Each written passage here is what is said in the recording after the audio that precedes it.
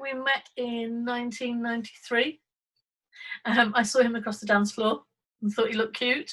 Because we were at a house party at the time and it wasn't very good, so we said, let's go to the club. Because my cousin knew Liz's friend. Friend said, the lady over there, she likes you. And I thought, okay. And I just carried on dancing. But then you asked me to dance. Yeah, but then I asked her to dance, yeah. And we've been together ever since. So we've been together for 27 years. And this year we've been married for 18 years. And he'd not lived with anybody until he met me. So the poor soul meets me. We end up living together, and now we're married. 27 years later, eh? Yeah. So what reactions did you get at first? My mum was born in 1913. So she grew up in Leicester before there was anybody who wasn't white living there. And then after a few months, and she realised it was getting more serious, she phoned me up one time and she actually said, Conrad isn't our sort of person.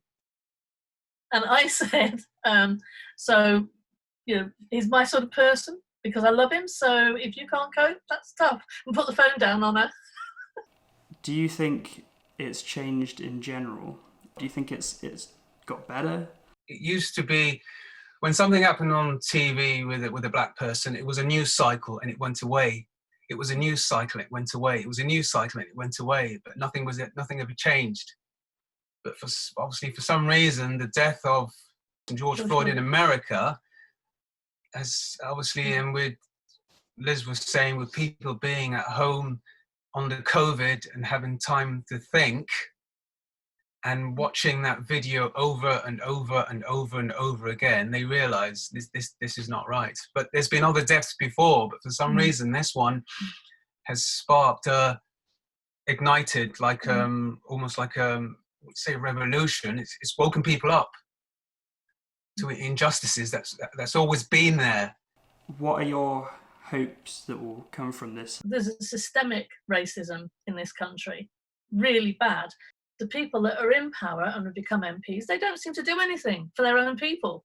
So I really, really think we should have our history curriculum, our whole school's curriculum changed. Not talked about, but changed.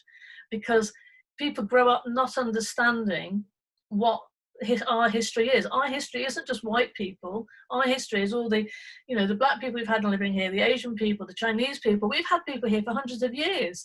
They are our history. The only thing I would like is if they had stuff in the school education, in the curriculum, because there's nothing there about black history. It's not statutory to teach about the slavery.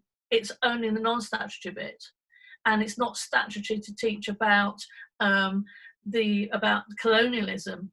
It's really interesting you say that, because when I think back, we learnt about sort of World War II, World War One, the ones I can remember, and actually, like you say about colonialism, they talked about colonialism during sort of World War One, but it was like a celebrated thing. It was like a empire. This is empire, exactly. Yeah. So this is the UK, and we colonized these parts of Africa and stuff. Yeah. And actually, now you say it, like I didn't even think about that, but now you say it, like it was a celebrated thing. When you're the victor, you can rewrite history, and that's what's been done. I had to find out about my own history through by myself, because obviously when I grew up and I was obviously in high school, I didn't know anything. The only thing I knew there were slaves on a ship. But at that time, that moment in time, I didn't realize they were related to me, because it was never explained. It is very systemic. It will take years to change all of that. Probably not in my lifetime, and probably not even the millennials. It's the next generation who want change. That's how I see it. I don't know how you feel about that, but I find that really difficult to take. Never mind understand that, like, it takes entire people's life. It's already taken entire people's lifetimes, people's entire lifetimes, and now, like, I find that really difficult to understand, like, to comprehend. It's not that black people, they want an advantage. They just want a level playing field. There's so many white people who just don't ever think about it. That's why they say the all lives matter thing, because they go, well, everything's fine, because they just don't see it. It must be exhausting to a degree to have to keep talking about no, it. because I've always been ready to have this conversation, and unless we address the issue and have the conversation. But like I says, it won't be my generation, it probably might not be yours, but it'll be the next generation who will want change. Because all the time, like I says, it ends up just being a news cycle, and then it's forgotten, then we move on to something else. And then the news cycle's forgotten, but we'll see where this goes. I hope that helps. No, honestly, yeah, it's really interesting, even just for me. So I'll let you guys get on with your Sunday.